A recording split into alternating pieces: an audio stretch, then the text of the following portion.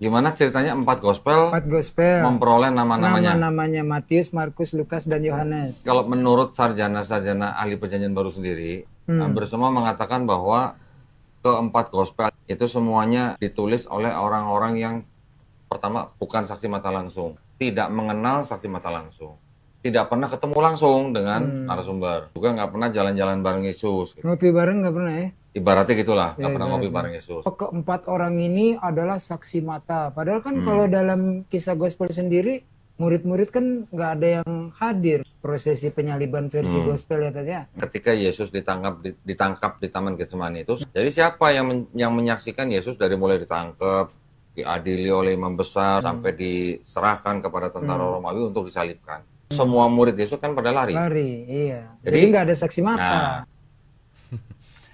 Sedih sekali ya melihat bahwa dua orang ini tuh ngomong-ngomong sendiri, mimpi-mimpi sendiri, ngiler-ngiler sendiri. Kenapa? Karena mereka berkonspirasi sendiri tentang kekristenan. Ketika Don Ditan bilang bahwa ini tidak ada saksi mata. Jadi kepenulisan 4 kitab gospel atau Injil dalam Bible Kristen itu tidak jelas. Argumen dia tuh 2 ya. Pertama, tidak ada saksi mata karena semua murid Yesus lari. Itu kata Don Ditan. Dan yang kedua, para penulis kitab gospel itu tidak kenal Yesus, bahkan tidak kenal para saksi mata. Kalau Anda berjumpa dengan argumentasi seperti ini, jawablah dengan santuy. Santuйnya gimana teman-teman? Apakah betul bahwa tidak ada saksi mata pada peristiwa penyaliban Yesus? Sebagaimana diklaim oleh Don Ditan bahwa murid-murid kan semuanya lari. Nah, Anda silakan buka dari Yohanes 19 ayat 25-26 ya. Di situ Yohanes menuliskan, dan dekat salib Yesus berdiri ibunya dan saudara ibunya, Maria, istri Klopas, dan Maria Magdalena. Jadi sudah ada ibu Yesus, lalu kemudian ada saudara ibu Yesus, yaitu istri Klopas yang disebut Maria juga, dan ada Maria Magdalena. Sudah ada 3 orang, plus ada 1 orang yang lain. Ketika Yesus melihat ibunya dan murid yang dikasihinya di sampingnya, dan sebagainya, dan sebagainya. Anda bisa melihat bahwa di situ ada sebuah perkataan murid yang dikasihi Yesus. Dan itu adalah sebutan yang Yohanes pakai untuk menggambarkan dirinya sendiri. Jadi, Anda bisa melihat bahwa ternyata dalam catatan sudah ada murid Yesus yang mengiring Yesus sampai disalib. Ya. Dan itu sangat-sangat berlawanan dengan Don Ditan bilang murid-murid Yesus lari semua. Saya cuman bingung ya, Don Ditan ini ketika jadi Kristen dia baca apa? Baca Alkitab kah atau baca buku primbon? Atau jangan-jangan dia baca garis tangan ya? Kalau dia baca garis tangan, ya otomatis dia tidak tahu murid Yesus sebenarnya ada yang mengiring Yesus sampai ke penyaliban. Bahkan yang katanya Petrus yang menyangkal Yesus, Anda jangan lupa ceritanya. Matius 26 ayat 58, di situ dikatakan Petrus mengikuti Yesus dari jauh sampai ke halaman imam besar. Jadi ketika Yesus diperhadapkan kepada Kayafas, itu Petrus mengamati dan mengikuti Yesus. Meskipun dari jauh. Saksi matanya ada? Ya ada. Dan Petrus sendiri itu adalah saksi matanya. Nah, Anda terimalah kenyataan. Kalau Anda adalah kaum lompat pagar yang mau mencari kesalahan Kristen, terimalah kenyataan. Saya mau ngomong apologet lagi ya. Apologet kalian itu pepesan kosong. Sorry to say ya. Sorry to say ya. Jadi ketika Don Ditan ngomong begini ya, tidak ada saksi mata karena semua murid Yesus lari. It's totally wrong. Salah banget ya. Nah, jadi Anda bisa lihat nih gitu teman-teman. Saya jadi ingat waktu bikin ini, saya jadi ingat waktu Don Ditan itu sotoy juga. Dia sotoy soal nubuat Mika 5 ayat 2, hai engkau Bethlehem Efrata yang terkecil, darimu akan bangkit. Itu kan nubuatan tentang Mesias. Lalu Don Ditan berargumen itu nubuatan tentang Ruth. Dalam forum itu Pak Budi Asali langsung skakmat Don Ditan dan kelihatan kesotoyannya. Pak Budi mengatakan Mika sama Ruth ya Pak ya? Duluan mana gitu ya? Betul nggak Pak? Duluan mana Pak Mika sama Ruth Pak? Ruth itu nenek moyangnya Daud. Iya, duluan mana Daud Pak Mika sama Daud? 1000 tahun sebelum Masehi, Sedangkan Mika itu 700 sebelum Masehi. Rut berapa Pak? Daud saja 1000 tahun sebelum Masehi. Mika itu 700 sebelum Masehi. Jadi Daud saja jauh lebih dulu daripada Mika. Lah Rut ini nenek moyangnya Daud. Nenek buyutnya kalau saya tidak salah. Jadi mungkin sekitar 1100, 1200 sebelum Masehi. Berarti sekitar 4 atau 5 abad sebelum Mika.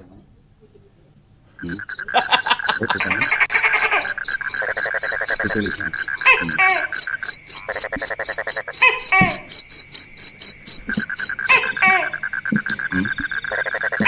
Coba kita nanti pastikan Pak ya, Rut itu tahun berapa, Mika tahun berapa.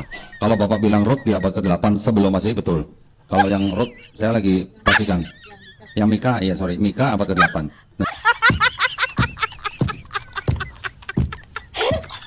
Jadi malam minggu kita kemana, Dek?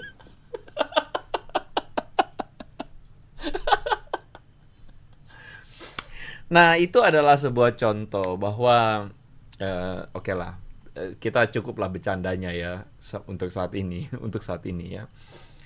Ini adalah contoh bahwa mohon maaf nih, Bro Teguh, Bro Viro, atau siapapun Anda, mana tuh yang biasa suka komen itu ya, gak apa-apa. Anda boleh membela agama Islam karena itu hak Anda. Tetapi, ya pakai akal dan logika kalau kemudian Anda itu bela mati-matian orang-orang yang suka hina kekristenan ini. Karena mereka pada dasarnya tidak pernah mengerti apa-apa tentang kekristenan, kecuali mereka suka menipu dirinya sendiri dengan segala delusi-delusi, halusinasi yang nggak ada isinya gitu loh ya. Nah jadi seperti itulah ya teman-teman ya. Jadi saya udah Viro nggak ada komen ya. Viro nangis di pojokan. Mana tadi itu ya. Ya jadi sudah nggak ada apa-apa gitu loh. Nggak ada isinya begitu ya. Akal saya sehat 100%, ya suka-suka mula Bro Teguh ya. Nah jadi teman-teman, kita bisa melihat bahwa ketika Don Ditan bilang tidak ada saksi mata, dia tidak belajar Alkitab. Dia tidak benar-benar mempelajarinya dan dia asal bunyi aja. Dan sayang sekali, yang kayak begini dianggap apologet Islam ya. Jangan mencuri kata apologet ya. Itu kata bahasa Yunani bukan bahasa Arab ya. Jadi jangan mencuri dong ya. Nah, jadi kita bahas argumentasi yang kedua. Kita lanjut ya teman-teman ya. Kita bahas argumentasi kedua ketika Don Ditan bilang para penulis kitab gospel itu tidak kenal Yesus. Atau para penulis kitab Injil itu tidak mengenal Yesus. Bahkan tidak kenal para saksi mata, itu kata Don Ditan. Yang sayangnya saya tunjukkan kepada Anda fakta ini ya. Mari kita lihat. Nah, benarkah para penulis Injil itu tidak kenal para saksi mata tentang Yesus? Kalau kita lihat baik-baik di sini, ada 4 Injil, yaitu Matius, Markus, Lukas, dan Yohanes ya. Matius itu adalah, menurut klaim Don Ditan, tidak ada saksi mata, tidak ada yang kenal Yesus, tidak ada kenal saksi mata. Masalahnya Matius itu murid Yesus.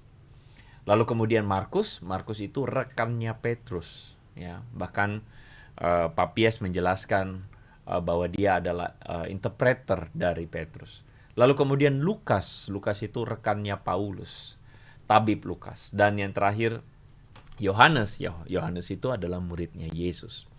Nah jadi 4 penulis kitab Injil ini adalah 4 penulis kitab Injil yang mengenal Yesus Kristus, yaitu Matius dan Yohanes.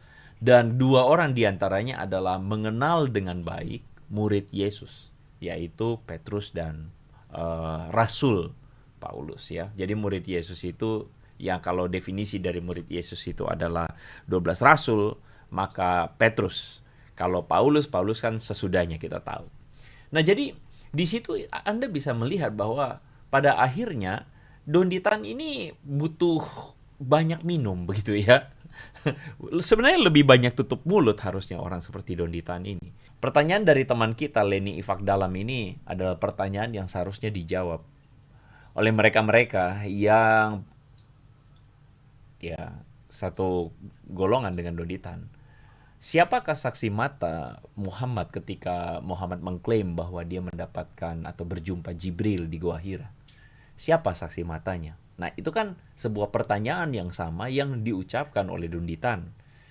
Kalau Donditan berani bertanya kepada Kristen dan siapa saksi matanya, kita sudah tunjukkan tadi ya, berdasarkan catatan bahwa kitab Injil itu adalah kitab-kitab atau tulisan para saksi mata, dan itu kelihatan.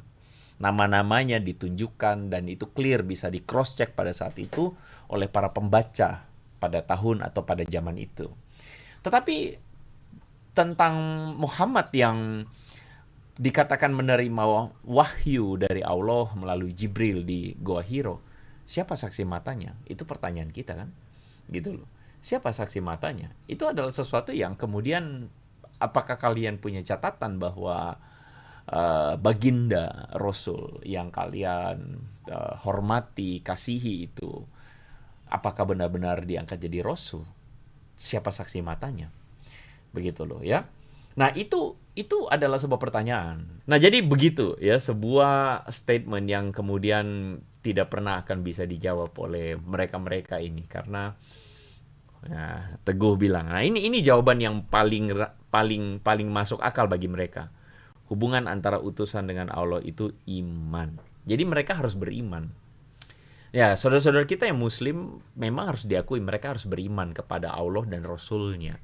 Dan itu adalah sebuah keharusan.